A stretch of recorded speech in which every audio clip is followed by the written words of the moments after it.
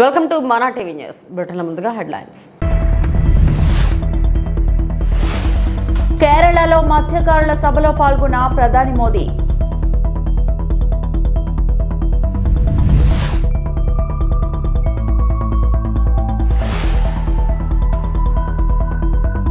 తెలంగాణ గవర్నర్గా తెలుగులో ప్రమాణం చేసిన శివప్రతాప్ శుక్లా.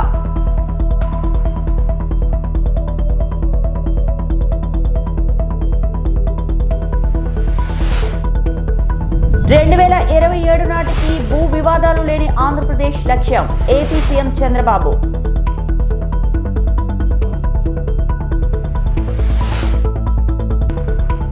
తాడేపల్లి వైసీపీ కార్యాలయంలో మాజీ సీఎం జగన్ కీలక ప్రెస్ మీట్.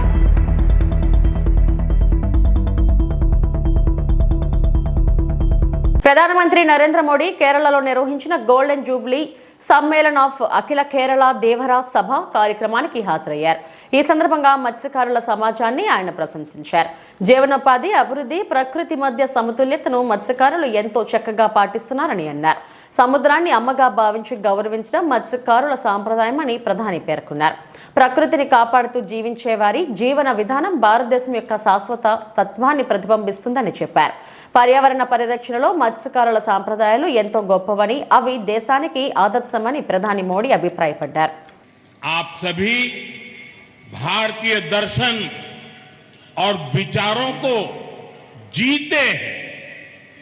आप सभी प्रकृति को एक ही दिव्य चैतन्य का हिस्सा बताते हैं.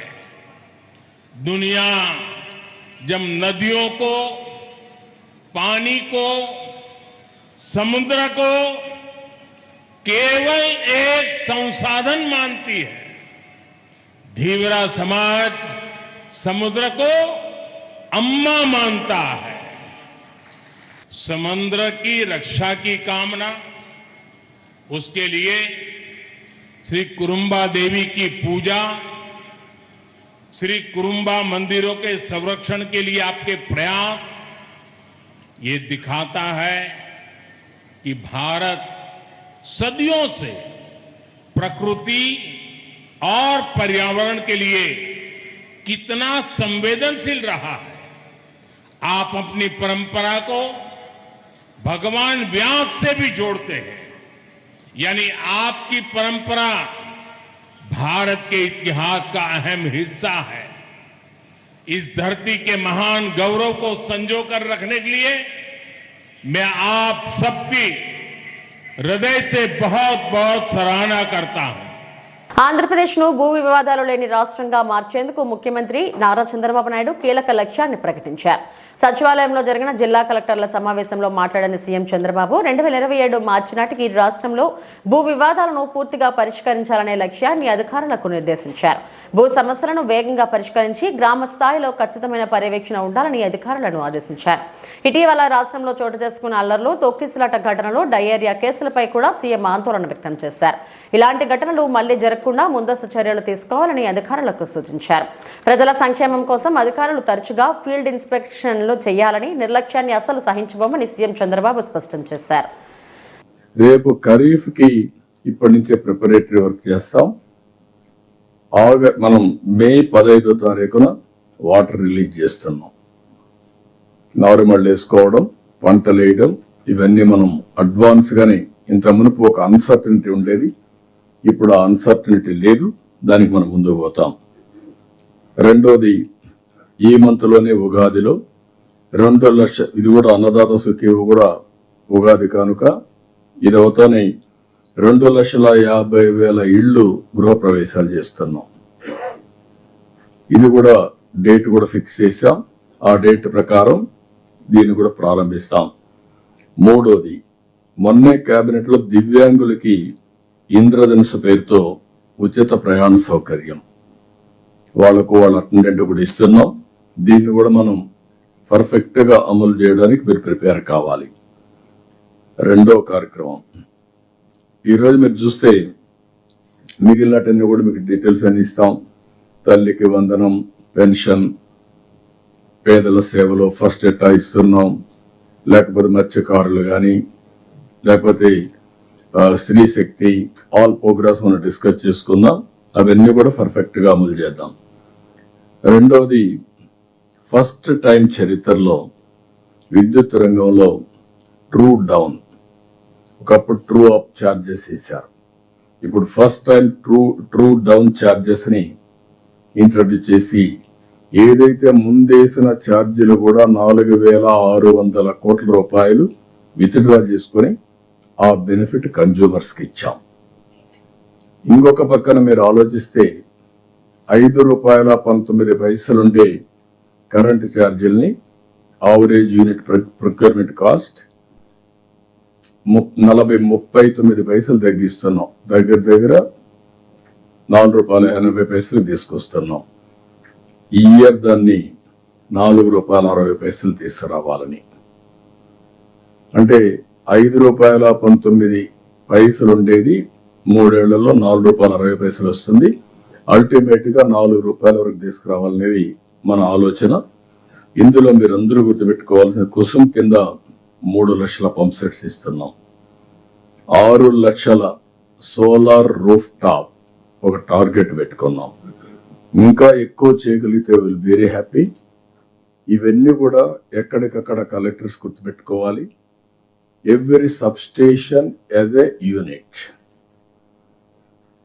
మనం మైక్రో గ్రిడ్స్ ఎస్టాబ్లిష్ చేయడం, జీరో ట్రాన్స్మిషన్ లాసెస్ రావడం, ప్రొజ్యూమర్ కాన్సెప్ట్ని ముందుకు తీసుకుపోవడం. ప్రొడ్యూసర్ కమ్ కన్జ్యూమర్, అతను ప్రొడ్యూస్ చేస్తాడు, వాడుకుంటాడు. ఒకవేళ సర్ప్లస్ వచ్చింది గ్రిడ్కి ఇస్తాడు, ఎప్పుడు అవసరమైతే అప్పుడు తీసుకుంటాడు. తెలంగాణ నూతన గవర్నర్ గా శివప్రతాప్ శుక్లా ప్రమాణ స్వీకారం చేశారు. లోక్సభలో హైకోర్టు ప్రధాన న్యాయమూర్తి ఆయనతో ప్రమాణ స్వీకారం చేయించారు. ఆయన తెలుగులో ప్రమాణ స్వీకారం చేయడం విశేషం. ఈ కార్యక్రమంలో సీఎం రేవంత్ రెడ్డితో పాటు పలువురు మంత్రులు, ఎమ్మెల్యేలు, ఇతర నాయకులు పాల్గొన్నారు. Shivaprataap Shukla to be Governor of Telangana. The warrant.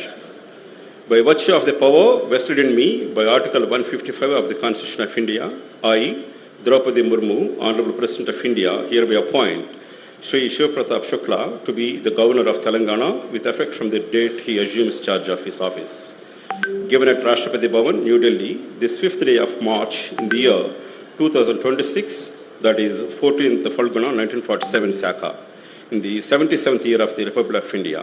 Signed, Draupadi Murmu, Honorable President of India. Now, I request Honorable Chief Justice of High Court of the State of Telangana to administer the oath of office to Honorable Governor Designate. Thank you, sir.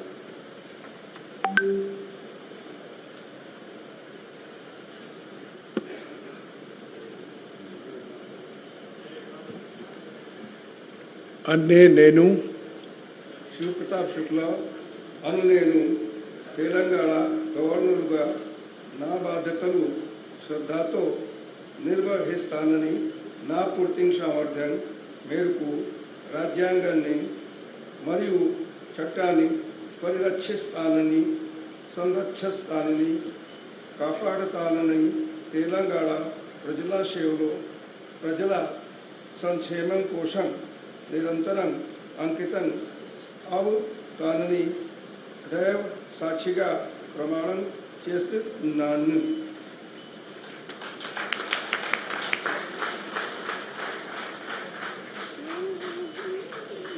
With the permission of Honorable Chief Justice, I conclude the swearing-in ceremony.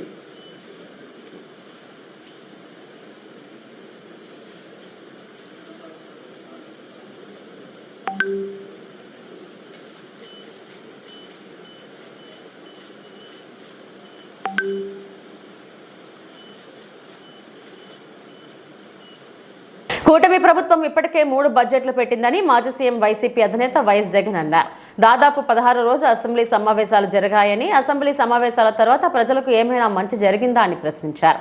బడ్జెట్లో మోసాలు, కల్పిత లెక్కలు మాత్రమే కనిపించాయని విమర్శించారు. కూటమి ప్రభుత్వం ఆర్థిక విధ్వంసాన్ని కళ్లకు కట్టినట్లు కాగ్ రిపోర్ట్ చెప్పిందని పేర్కొన్నారు.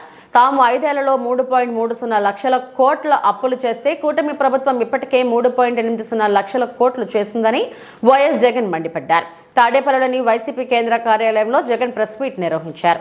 ఇటీవల రాష్ట్రంలో చర్చనీయాంశంగా మారిన పలు అంశాలపై జగన్ మాట్లాడారు. ఆ బడ్జెట్ కూడా ఆయన ప్రవేశపెట్టిన తర్వాత అసెంబ్లీ సమావేశాలు కూడా దాదాపుగా 16 రోజులు దీని మీద చర్చ జరిగిన పిమ్మట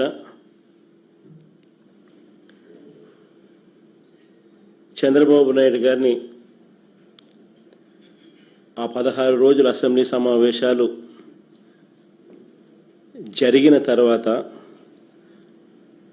రాష్ట్ర ప్రజలకు ఏదైనా దానివల్ల మంచి జరిగిందా అన్నది ఒక్కసారి ఆలోచన చేస్తే 16 రోజుల అసెంబ్లీ సమావేశాలు సైతం చంద్రబాబు నాయుడు గారి బడ్జెట్ మీద తాను పెట్టిన మోసాలు, కల్పిత లెక్కలు, అబద్ధాలు ఇవి మాత్రమే ప్రజలకు కనిపించాయి తప్ప ప్రజలకు జరిగిన మేలైతే ఒక పెద్ద సున్నా. ఇన్ఫ్యాక్ట్ ప్రజలను ఎలా తప్పుదోవ పట్టిస్తూ ఉన్నాడు అన్న విషయంపై నేను గత నెల 19వ తారీఖున ప్రెస్ మీట్ పెట్టి చాలా సవివరంగా కూడా చెప్పాను. తనను మొదటి బడ్జెట్లో తాను పెట్టినప్పుడే అయ్యా చంద్రబాబు గారు వీటికి సంబంధించి సమాధానాలు ఉన్నాయా అని చెప్పి అడగడం జరిగింది. ఇప్పుడు చివరికి కాగ్ రిపోర్టు కూడా చంద్రబాబు నాయుడు గారిని ఆ రోజు నేను ఏదైతే వివరాలు అయితే చెప్పానో వాటినే కాగ్ రిపోర్టు కూడా రూఢీ చేస్తూ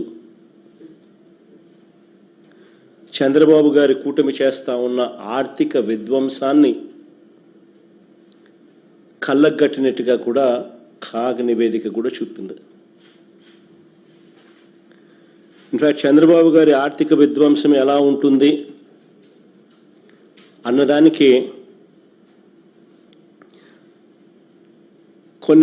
కొన్ని ఎగ్జాంపుల్స్ మీ అందరి దృష్టికి కూడా తీసుకొస్తా ఉన్నా. మా ప్రభుత్వం చివరి ఏడాది అంటే 2023-24ను ఆయన తొలి ఏడాది ఏదైతే ఆడిటెడ్ కాగ్ రిపోర్ట్స్ ఏదైతే పబ్లిష్ చేసిందో మా చివరి ఏడాది 2023-24, ఆయన తొలి ఏడాది 2024-25 సంవత్సరాన్ని ఒక్కసారి పోలిస్తే కాంగ్రెస్ ప్రభుత్వం బుల్డోజర్ రాజ్పై BRS party working president KTR మరోసారి ఆగ్రహం వ్యక్తం చేశారు. బుధవారం తెలంగాణ భవన్లో మీడియాతో మాట్లాడుతూ ఆయన కాంగ్రెస్ సర్కారుపై నిప్పులు చెరిగారు. కాంగ్రెస్ ప్రభుత్వం రాష్ట్ర వ్యాప్తంగా పెద్ద ఎత్తున పేదలకు సంబంధించిన భూములను లాక్కుంటూ రియల్ ఎస్టేట్ మాఫియాలా పనిచేస్తుందని మండిపడ్డారు. రాష్ట్ర వ్యాప్తంగా జిల్లాల్లో రాజధాని హైదరాబాద్ లో ప్రభుత్వ దౌర్జన్యం కొనసాగుతుందని ఆరోపించారు. హైదరాబాద్ లో హైడ్రా పేరుతో, మూసీ ప్రక్షాళన పేరుతో, కొడంగల్ నియోజకవర్గంలోని లగచర్లలో ఫార్మా విలేజ్ పేరుతో ప్రభుత్వం పేదల భూములను లాక్కుందని కేటీఆర్ విమర్శించారు. మహబూబ్నగర్ పట్టణంలో 150 మంది దివ్యాంగుల ఇళ్లు కూలగొట్టిందని, రామగుండంలో దాడికి పాల్పడిందని గుర్తు చేశారు. తాజాగా ఖమ్మం మున్సిపల్ కార్పొరేషన్ పరిధిలోని వెలుగుమట్టంలో 1000 మంది పేదవాళ్లు ఇల్లు కూల్చి రోడ్డున పడేశారని విమర్శించారు. ఖమ్మం జిల్లాకు చెందిన 3 మంత్రులు, వారి బినామీలైన వెజల్లా సురేష్, ముల్లా కిషోర్, దామోదర్ రావుల కోసం, వారి రియల్ ఎస్టేట్ వ్యాపారం కోసం, వారి రియల్ ఎస్టేట్ లాభాల కోసం ప్రభుత్వం ఆ 1000 మంది పేదల ఇళ్లను కూల్చిందని, వారికి గూడు లేకుండా చేసిందని కేటీఆర్ మండిపడ్డారు. ఫార్మా విలేజ్ పేరిటైతేనేమి, అట్లాగే మీరు మహబూబ్ నగర్ పట్టణంలో 150 మంది దివ్యాంగుల కాలనీలో దివ్యాంగుల ఇండ్లు కూలగొట్టడం అయితేనేమి, రామగుండంలో జరిగిన దాడి అయితేనేమి, అట్లాగే తాజాగా ఖమ్మం జిల్లా వెలుగుమట్లలో 3 మంత్రులు, వారి బినామీల పేర్లు కూడా నేను చెప్తా ఉన్నా. వేజెల్ల సురేష్, ముల్లా కిషోర్, దామోదర్ రావు, ఈ 3 బినామీల కోసమే మొన్న వెలుగుమట్లలో, ఖమ్మం కార్పొరేషన్ పరిధిలోని వెలుగుమట్లలో 3 మంత్రుల బినామీల కోసం, వాళ్ళ రియల్ ఎస్టేట్ లాభాల కోసం, వాళ్ళ రియల్ ఎస్టేట్ వ్యాపారం కోసం 1000 మంది పేదవాళ్ళని మొన్న గూడు లేకుండా చేశారు. ఆ దారుణం జరగంగానే మేము మర్నాడే అక్కడున్నాం. వెలుగుమట్లలో పేదల ఇల్లు కూలగొట్టి కాంగ్రెస్ ప్రభుత్వం ఘోరమైన తప్పు చేసింది, ఇది దారుణం. ఒక గాజాలో ఎట్లా అయితే ఒక భీతావహమైన వాతావరణం ఉందో, శిథిలాల నడుమ ప్రజలున్నారో ఆ పరిస్థితి వాళ్ళ వెలుగుమట్లలో మాకు కనబడుతున్నది అని చెప్పి ఆ రోజే నేను పత్రికా మిత్రులతో చెప్పాను, అక్కడున్న ప్రజలతో కూడా చెప్పాం. ప్రభుత్వం చేసింది తప్పు అనేది ఆ రోజు ఘంటాపదంగా చెప్పాం. ఈరోజు మేము చెప్పింది 100% వాస్తవం అని తేలిపోయింది. ఎందుకు అంటే బాధితులకు పట్టాలు ఇస్తాము అని ప్రభుత్వమే ఒప్పుకొని ఇవాళ తన తప్పు తెలుసుకొని మరి సవరించుకునే దానికి ప్రయత్నిస్తున్నట్టుగా కనబడుతున్నది. వాస్తవం ఏంటి అంటే ఇవి భూదాన్ పట్టాలు. మనకి అసలు భూదాన్ కాన్సెప్ట్ ఒక్క నిమిషం మీకు చెప్పాలి. భూదాన్ అంటేనే భూదాన్ బోర్డు వచ్చిందే ఆచార్య వినోబా భావే స్ఫూర్తితో. స్వాతంత్రం వచ్చిన తొలినాళ్లలో ఎవరైతే ల్యాండ్ లార్డ్స్ ఉన్నారో, పెద్ద పెద్ద వాళ్ళు ఉన్నారో, బాగా భూమి వారి దగ్గర ఉన్న వాళ్ళు ఉన్నారో, వారందరూ కూడా పేద రైతులకు కానీ వ్యవసాయానికి, అట్లాగే ఇండ్లు లేని పేదల కోసం మరి ముందుకొచ్చి వాలంటరీగా భూదానం చేయండి, భూమిని దానం చేయండి అన్నప్పుడు వచ్చిన ఈ కాన్సెప్టే వినోబా భావే గారి స్ఫూర్తితో భూదానుద్యమం. ఆ భూదానుద్యమంలో భాగంగా ఇవాళ మన రాష్ట్రంలో మీరు చూస్తే ముగ్గురు రియల్ ఎస్టేట్ మాఫియా వాళ్ళు ఎవరైతున్నారో, సురేష్, దామోదర్ రావు, ఇంకొక ఆయన పేరింది కిషోర్, ఈ ముగ్గురు ఇవాళ నేను నిర్ద్వందంగా చెప్తా ఉన్నా, ముగ్గురు మంత్రుల బినామీలు వీళ్ళు. ఖమ్మంలో ఉన్న ముగ్గురు మంత్రుల బినామీలు వీళ్ళు ముగ్గురు. వాళ్ళు ఆ ల్యాండ్ను హస్తగతం చేసుకోవడానికే ఇవాళ చేసిన డ్రామా ఇదంతా. వాళ్ళు ఏమనుకున్నారంటే మున్సిపల్ ఎలక్షన్ అయిపోయింది కదా, ఇప్పుడు కొడితే అడిగేవాడు ఎవడు అన్న లైన్లో పోయారు. ఒక శత్రు దేశం మీద దండయాత్రకు పోయినట్టు 3000 మంది పోలీసు వాళ్ళు పొద్దున 3ంటికి పోయి వాళ్ళను మెడలు బట్టి బయటికి నూకి ఇండ్లన్నీ కూలగొట్టారు. మీరు చూశారు వీడియోలు. ఒక అమ్మాయి అడుక్కున్నది, 10 నిమిషాలు నా ఇల్లును చూసుకుంటా అన్న, ఆ తర్వాత మీరు కూలగొట్టండి, 10 నిమిషాలన్నా దయచేసి దండం పెడితే కూడా కనికరించలేదు. తెలంగాణలో రాజకీయాలు మరింత వేడెక్కుతున్నాయి. బీఆర్ఎస్ నాయకుడు ఆర్ఎస్ ప్రవీణ్ కుమార్ రాష్ట్ర ప్రభుత్వంపై తీవ్ర విమర్శలు చేశారు. ముఖ్యమంత్రి రేవంత్ రెడ్డి పేదల ఇళ్లను కూల్చివేస్తున్నారని ఆరోపించారు. లైట్ ప్రాంతం గాజాగా మారిందని, ఇదే పరిస్థితి కొనసాగితే రేపు మొత్తం తెలంగాణ గాజాగా మారే ప్రమాదం ఉందని ఆయన వ్యాఖ్యానించారు. అలాగే రాజేంద్రనగర్లోని మనసా హిల్స్ ప్రాంతంలో అనుమతులు లేకుండా కొండలను తవ్వుతున్నారని కూడా ఆరోపించారు. ఈ వ్యవహారంపై మంత్రి పొంగులేటి శ్రీనివాసరెడ్డికి సంబంధం లేదని చెప్పడం సరైంది కాదని విమర్శించారు. పేదలను పెయిడ్ బ్యాచ్, ల్యాండ్ మాఫియాగా అభివర్ణించడం కూడా సరికాదని ఆర్ఎస్ ప్రవీణ్ కుమార్ మండిపడ్డారు. ఈ వ్యాఖ్యలు తెలంగాణ రాజకీయాల్లో చర్చనీయాంశంగా మారాయి. గాంధీ సరోవర్ పేరుతోని మహాత్మా గాంధీ మనుమడు వద్దంటున్నా కూడా పేద ప్రజలు రెక్కాడితే డొక్కాడని కుటుంబాల నుంచి వచ్చిన వాళ్ళు పుస్తేలు బ్యాంకులలో తాకట్టు పెట్టి లోన్లు తీసుకుని ఇల్లు కట్టుకుంటే వాళ్ళు ఇల్లు గులగొడతా అంటున్నావు. తుషార్ గాంధీ గారు ఓపెన్ గా చెప్తున్నారు, అయ్యా మా తాత పేరు చెప్పి విధ్వంసం చెయ్యకండి, మా తాత విగ్రహం మాకు అవసరం లేదని చెప్తున్నా కూడా మీరు 1.5 లక్షల కోట్ల లూటికి మరి చేస్తా ఉన్నారు. ఇదంతా కూడా తెలంగాణ ప్రజలు గమనించాలి. వెలుగుమట్లలో విధ్వంసమైనట్టు, వెలుగుమట్ల గాజా అయినట్టు రేపు తెలంగాణ అంతా కూడా గాజా కాబోతున్నది. అక్కడ మరి ఏదైతే టిప్పుఖాన్ బ్రిడ్జ్ దగ్గర ఉండే ఇండ్లు ఉన్నాయో అవి కూడా విధ్వంసం కాబోతున్నాయి. లంగరోస్ విధ్వంసం కాబోతున్నది. ఇలా మన కళ్ళ ముందరనే కోకాపేట, అదే విధంగా వట్టినాగులపల్లి మన కళ్ళ ముందరనే విధ్వంసం అవుతున్నాయి. మన దాసోజీ శ్రవణ్ గారు మేమందరం కూడా ఇక్కడికి పోయి వచ్చినాం. ఇక్కడ మానసాయిల్స్ పోయి అక్కడ కూడా ఓపెన్ గా విధ్వంసం అవుతుంది. సిగ్గు లేకుండా మళ్ళీ పొంగులేటి శ్రీనివాసరెడ్డి గారు అంటున్నారు ఆ రాఘవ కన్స్ట్రక్షన్ సంబంధం లేదంటున్నారు. అయ్యా శ్రీనివాసరెడ్డి గారు, మీరు ఎట్లా మాట్లాడుతున్నారో అసలు అర్థం కావడం లేదు. మీరు ఒక రోజు ముందు దాని మీద కంటైనర్ మీద రాఘవ కన్స్ట్రక్షన్ ఉంటుంది, రాత్రికి రాత్రి బీఆర్ఎస్ పార్టీ బృందం వస్తుందనగానే మీరు ఆ బోర్డు మొత్తం కూడా మార్చేసిందంటే మీరు నిజంగా తేలు కుట్టిన దొంగలు, పట్ట పగలే దొంగతనం చేస్తున్నారు. సిగ్గు లేకుండా ఈ పేద ప్రజలను ఇప్పుడు మళ్ళీ పెయిడ్ బ్యాచ్ అంటున్నారు, పేద ప్రజలను ల్యాండ్ మాఫియా అంటున్నారు. నిజంగా ల్యాండ్ మాఫియా ఎవరు? వట్టినాగులపల్లి గుట్టలను మింగుతున్నది ఎవరు? కోకాపేట గుట్టలను మింగుతున్నది ఎవరు? ఈ కంకరను మింగుతున్నది ఎవరు? మీరు ల్యాండ్ మాఫియా, మీరు పెయిడ్ బ్యాచ్, మీరు అధికారులను పెయిడ్ బ్యాచ్ గా మారుస్తున్నారు. చివరిగా ఒక్కటే చెప్తున్నాం అధికారులారా, నేను మళ్ళీ చెప్తున్నా, మా పార్టీ మొదటి నుంచి చెప్తుంది, మీరు చట్ట ప్రకారం ఉద్యోగం చేసినంత వరకు మేము సపోర్ట్ చేస్తాం. మీరు మాకు ఫేవర్ చేయాల్సిన అవసరం లేదు. మీరు చట్ట ప్రకారం ఉద్యోగం చేయండి, లేకపోతే మాత్రం రాబోయే రోజుల్లో బీఆర్ఎస్ పార్టీ అధికారంలోకి వచ్చిన తర్వాత అదే చట్ట ప్రకారంగా మీ అందరి మీద కూడా ట్రిబ్యునల్ వేసి మీ అందరి మీద యాక్షన్ తీసుకుంటాం. నేను తిరుమల పరాకామణి వ్యవహారంపై వైసీపీ నాయకులు చేసిన ఆరోపణలకు భాను ప్రకాష్ రెడ్డి తీవ్రంగా స్పందించారు. తిరుమల తిరుపతి దేవస్థానం నిర్వహణపై భక్తుల భయాందోళనలు గందరగోళం సృష్టించేలా వైసీపీ నాయకులు మాట్లాడుతున్నారని ఆయన విమర్శించారు. పరకామణిలో జరిగిన అంశంలో ఏమీ లేకుండా సాక్షి పేపర్ని అడ్డం పెట్టుకొని వెంకటేశ్వర స్వామి హుండీలో కానుకలు పడకుండా ఒక దుర్మార్గపు ఆలోచనతో వైసీపీ పార్టీ పనిచేస్తా ఉంది. ఇవన్నీ చదివి ప్రజలు భక్తులు భయాందోళనకు గురి కావాలని చెప్పి ఒక పానిక్ క్రియేట్ చేయాలని చెప్పి మాట్లాడుతున్నారు. ఇది మంచిది కాదు. భక్తులకి మేము అందరికీ ఒకటే చెప్తున్నాం. ఇంకా చాలా అంశాలు ఉన్నాయి వారి గురించి మాట్లాడాలంటే, కానీ ఎక్కువ మాట్లాడిన ప్రజలందరికీ తెలుసు. అందుకని 60,000 పైచులకు కొడితే ఓడిచ్చారు. మేము అది చేసాం ఇది చేసామని చెప్తే కూడా తిరుపతి ప్రజలు మిమ్మల్ని ఓడిచ్చారు. మీరు మాట్లాడే ముందు ఫస్ట్ మీరు ఏదన్నా ప్రెస్ పెట్టంటే శివశంకర్ అంశంలో మీరు ఎందుకు ఆ రోజు మౌనంగా ఉన్నారు దీన్ని సమాధానం చెప్పిన తర్వాత మీరు ఎన్ని ప్రెస్ మీట్లు అయినా పెట్టుకోండి, మాకే అభ్యంతరంలే. మీరు ఎన్ని ప్రెస్ మీట్లు అయినా పెట్టుకోండి, వాస్తవాలు మాట్లాడండి, ఆధారాలతో మాట్లాడండి.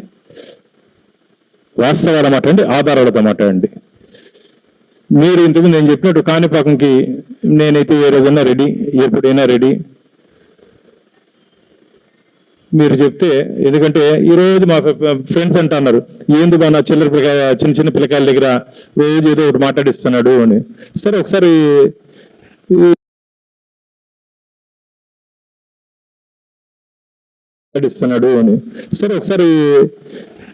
తేల్చుకుందాం.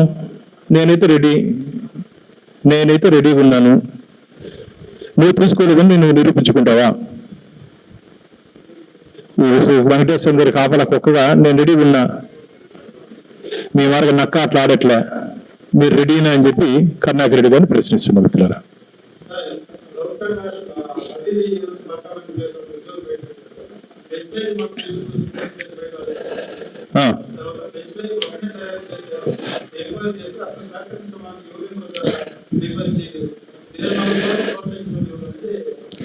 మంచి బాగా అడిగారు కరుణాకర్ రెడ్డి గారు. నేను ఆయన్ని అడుగుతున్నా వల్ల రవికుమార్ గారి వీడియో విజువల్స్ మీ దగ్గర ఎందుకు లేవు? టీటీడీ దగ్గర ఎందుకు లేవు? మీరే కదా ఇప్పుడు అధికారంలో ఉన్నారు. సుబ్బారెడ్డి గారు మీరు కదా అధికారంలో ఉన్నారు. మీరు నన్ను అడిగిన ప్రశ్నని ఫస్ట్ వాళ్ళని అడుగుతున్నా, మీ దగ్గర టీటీడీ దగ్గర ఎందుకు విజువల్స్ లేవు? ఈ పెంచలే దగ్గర కోర్టుకి మేము సబ్మిట్ చేశాము.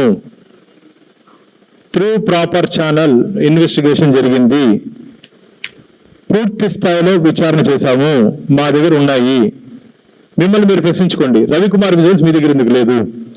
ఎందుకు అరెస్ట్ చేశారు? ఈ రోజు మేము పూర్తిగా ఛార్జ్ షీట్ మిత్రులారా, ఇదేదో నేనేమి ఊరికి చెప్పట్లే, మొత్తం కోర్టుది ఇది ఛార్జ్ షీట్.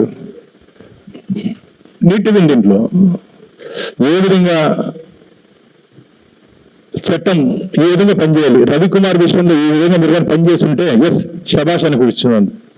అనంతపురం నగరంలో ప్రతి చిన్న సంఘటనను కొందరు భూతద్దంలో చూపిస్తూ రాజకీయం చేయాలని చూస్తున్నారని ఎమ్మెల్యే దగ్గుబాటి ప్రసాద్ ఆగ్రహం వ్యక్తం చేశారు. టీడీపీ మైనారిటీ నూర్ మొహమ్మద్ ఆత్మహత్య యత్నంపై ఆయన స్పందించారు. టీడీపీ నేత నూర్ ఎమ్మెల్యే దగ్గుబాటి 2 రోజుల క్రితం ఇఫ్తార్ విందుకు ఆహ్వానించగా కొన్ని కారణాల వలన ఆయన వెళ్లలేదు. అయితే ఇదే అంశంపై డివిజన్లో రాయల్ మధుతో వ్యక్తిగత విషయాలపై గొడవ జరగడంతో ఆల్అవుట్ లిక్విడ్ తాగి ఆత్మహత్యాయత్నానికి పాల్పడ్డాడు. విషయం తెలుసుకున్న వెంటనే ఎమ్మెల్యే దగ్గుబాటి ప్రభుత్వ ఆసుపత్రికి వెళ్లి నూర్ను పరామర్శించారు. నూర్కు ఎలాంటి ప్రాణాపాయం లేదని ఎమ్మెల్యేకి వైద్యులు తెలిపారు. ప్రస్తుతం నూర్ ఆరోగ్యంగా ఉన్నారని, ఆ కుటుంబంతో నాకు మంచి సన్నిహిత సంబంధాలు ఉన్నాయన్నారు. అలాంటి వ్యక్తి చిన్నపాటి విషయానికి ఇలా చేసుకోవడం బాధాకరమన్నారు. అయితే నగరంలో కొందరు రాజకీయ నిరుద్యోగులు ఈ ఘటనను రాజకీయం చేస్తున్నారని ఎమ్మెల్యే ఆగ్రహం వ్యక్తం చేశారు. సూసైడ్ అటెంప్ట్ చేశాడని చెప్పేసి తెలియడం జరిగింది.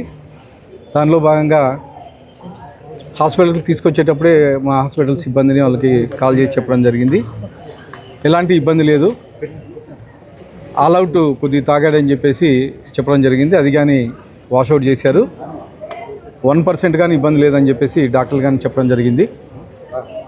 వ్యక్తిగతంగా అక్కడ ఉండే డివిజన్ ఇన్ఛార్జ్ పేర్లు చెప్తాం, రాయల్ మధు తర్వాత ఇస్మాయిల్ వాళ్ళ పేర్లు చెప్తా ఉన్నాడు. వ్యక్తిగతంగా వాళ్ళిద్దరూ దూషించుకొని అబ్బాయి మనస్తాపం చెంది సూసైడ్ చేయడానికి ట్రై చేశాడు. గత సంవత్సరం కానీ మా కార్యకర్త, తెలుగుదేశం కార్యకర్త వాళ్ళ ఇంటికి వెళ్ళి నేను రంజాన్ తోఫాలో పాల్గొనడం జరిగింది. ఆ అబ్బాయిలు నూరుల ఫాదరే ఇతను. లాస్ట్ ఇయర్ కానీ నాకంటే అత్యంత ఆత్మీయులు వీళ్ళు. ఈ సంవత్సరం కానీ ఇఫ్తార్ విందుకు ఇన్వైట్ చేయడం జరిగింది. కొన్ని అనివార్య కారణాల వల్ల నేను వెళ్ళలేకపోయాను అక్కడికి. కానీ నిన్న రాత్రి మా ఇంటికి కానీ రావడం జరిగింది. నూరు రంజాన్ ఫెస్టివల్కి భోజనానికి వస్తానని చెప్పేసి నూరు తర్వాత ఫిరోజ్ ఇద్దరు రావడం జరిగింది. ఇద్దరు ముందే చెప్పాను, నేను రంజాన్ ఫెస్టివల్కి ఇంటికి భోజనానికి వెళ్దామని చెప్పేసి నేను చెప్పడం జరిగింది. ఓకే అన్న, నేను ఫెస్టివల్కి రండి అని చెప్పేసి చెప్పడం జరిగింది. కానీ పొద్దున్న లేసే తలకే ఈరోజు వాళ్ళు వ్యక్తిగతంగా రాయల్ మధు అయితేమి తర్వాత నూరులు వాళ్ళు వ్యక్తిగతంగా ఇచ్చేసుకొని ఈరోజు అబ్బాయి సూసైడ్ అటెంప్ట్ చేయడం జరిగిందని చెప్పేసి తెలియజేస్తున్నాను. దానిలో భాగంగానే మా హాస్పిటల్లో డాక్టర్స్ అయితేమి తర్వాత వీళ్ళందరినీ జాగ్రత్త చూసుకోవడం చెప్పడం జరిగింది. ఖచ్చితంగా ఏది ఏమైనా కానీ ఇది జరగడం బాధాకరం. ఇంకొకసారి జరగకోకుండా చూసుకునే బాధ్యత తీసుకుంటాను. అలాగే వాళ్ళ ఫ్యామిలీ కానీ నాకు అత్యంత. ఎమ్మెల్యేలు దానం నాగేందర్, కడియం శ్రీహరిపై బీఆర్ఎస్, బీజేపీ చేసిన అనర్హత పిటిషన్లను స్పీకర్ గడ్డం ప్రసాద్ డిస్మిస్ చేశారు. ఈ నేపథ్యంలో దానం నాగేంద్ర మీడియాతో మాట్లాడారు. నాపై బీజేపీ ఎందుకు ఫిర్యాదు చేసింది? బీజేపీ, బీఆర్ఎస్ ఒక్కటే. మంగళవారం జరిగిన బీఆర్ఎస్ ఎల్పీ భేటీకి నన్ను ఎందుకు పిలవలేదు? ముఖ్యమంత్రి కాలేదని కేసీఆర్కు ఇబ్బంది లేదు, కేటీఆర్కే చాలా ఇబ్బంది ఉందని దానం నాగేందర్ అన్నారు. రెండు విషయాలు నేను గతంలో కూడా చెప్పాను. నేను పార్లమెంట్ సభ్యుడిగా పోటీ చేశాను అంటే రాజ్యాంగ పరంగా ప్రధానంగా ఈ భారతదేశ పౌరుడిగా ఇది నా ఫండమెంటల్ రైట్ కింద నేను పోటీ చేశాను. నేను ఇక్కడ సభ్యత్వం తీసుకోలేదు, అక్కడ సభ్యత్వం వదులుకోలేదు. రెండో పాయింట్ ఏంటంటే నన్ను ఎక్స్ప్లెనేషన్ అడగాల్సింది అప్పుడు ఉన్నటువంటి బీఆర్ఎస్ అధ్యక్షుడు గౌరవనీయులు కేసీఆర్ గారు నన్ను ఎక్కడ అడగలేదు. నా మీద శాసనసభలో ఎక్కడ కూడా నాకు కానీ మేము 10 మంది ఎమ్మెల్యేలకు కానీ ఎక్కడ కూడా విప్ జారీ కాలేదు. శాసనసభలో మేము ఎక్కడ కూడా పార్టీకి వ్యతిరేకంగా ఎక్కడ కూడా మేము మా యొక్క ప్రవర్తన లేకుండే. అవన్నీ కూడా మేము స్పీకర్ గారికి ఇచ్చడం జరిగింది. మా అఫిడేవిట్లో సుప్రీంకోర్టులో కానీ ఇక్కడ కానీ మేము ఇవ్వడం జరిగింది. ఈరోజు బీజేపీ పార్టీకి ఏమి సంబంధం? వాళ్ళు ఒక నాలేక శాసనసభ్యుడు పార్టీ పరంగా వేశాడా, ఎవరి పరంగా వేశాడో మహేశ్వర్ రెడ్డి గారు చెప్పలేదు. అందుకే నేను పదే చెప్పాను, బీఆర్ఎస్ పార్టీ, బీజేపీ పార్టీ ఇద్దరు ఒకే దాంట్లో ఉన్న వాళ్ళ యొక్క ఇది కలయిక, అపవిత్రమైనటువంటి కలయిక అని చెప్పి బీఆర్ఎస్ బీజేపీ పార్టీ ఒకటే అని చెప్పడానికి నా మీద కేసు వేసినటువంటి దీనికే నిదర్శనం. నేను అదే చెప్పాను స్పీకర్ గారికి కూడా, సార్ నేను మీ సమక్షంలో మీ జ్యూరిడిక్షన్లో తప్పు చేయలేదు అని చెప్పాను. మా వాదనని వారు క్షుణ్ణంగా ఇచ్చినటువంటి నా అఫిడేవిట్ని పరిశీలించారని నేను భావిస్తున్నాను. అందుకే ఈరోజు ఈ తీర్పు వచ్చిందని దానికి నేను స్పీకర్ గారికి అదేవిధంగా మా అడ్వకేట్స్ అందరికీ కూడా మనస్ఫూర్తిగా ధన్యవాదాలు. ఒకవేళ అడ్వర్స్గా వచ్చినా కూడా నేను బ్యాటిల్ ఫీల్డ్ నుంచి వచ్చిన వాడిని, యుద్ధంలో పోరాడుకుంటేనే 6 సార్లు ఎమ్మెల్యే గెలిచాను. నా ప్రజల దయ వల్ల, ఖైరతాబాద్ ప్రజల దయ వల్ల. వాళ్ళ దయ నాకు ఎప్పటికి ఉంటుందనే విశ్వాసం నాకు. తిరుమల శ్రీవారిని బ్యాండ్ మేళం చిత్ర బృందం దర్శించుకుంది. బుధవారం ఏపీ ప్రారంభ విరామ దర్శన సమయంలో నిర్మాత కోన వెంకట్, నటులు హర్ష రోషన్, అవినాష్, నటి శ్రీదేవి స్వామివారి సేవలో పాల్గొన్నారు. దర్శనం అనంతరం రంగనాయకుల మండపంలో పండితులు వారికి ఆశీర్వచనం చేసి స్వామివారి తీర్థ ప్రసాదాలను అందజేశారు. హర్ష రోషన్, శ్రీదేవి జంటగా రూపొందించిన బ్యాండ్ మేళం మార్చి 26న విడుదల కానుంది.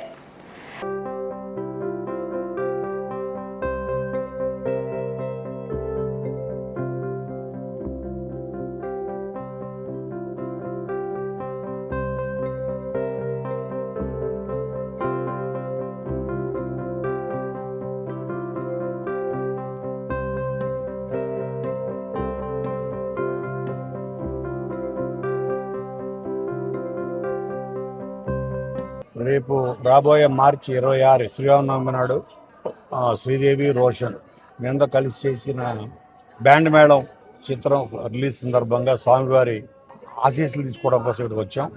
అద్భుతమైన దర్శనం జరిగింది. స్వామివారి ఆశీస్సులు మాకు నిండుగా అందాయి. అలాగే ప్రజల ఆశీస్సులు కూడా మా టీము మీ అందరి సందర్భంగా మీ ఆశీస్సులు కూడా కోరుకుంటున్నాం. ఇప్పుడే స్వామివారి దర్శనం అయింది, చాలా బాగా జరిగింది. బ్యాండ్ మేళం సినిమా మార్చి 26వ తారీఖున వస్తుంది. సో మంచి విజయం రావాలని స్వామివారిని దర్శించుకున్నాం. మీ అందరి ఆశీస్సులు, మీ అందరి బ్లెస్సింగ్స్ కూడా మాకు ఉండాలని కోరుకుంటున్నాం. మార్చి 26వ తారీఖున Band Melam cinema release. Thank you.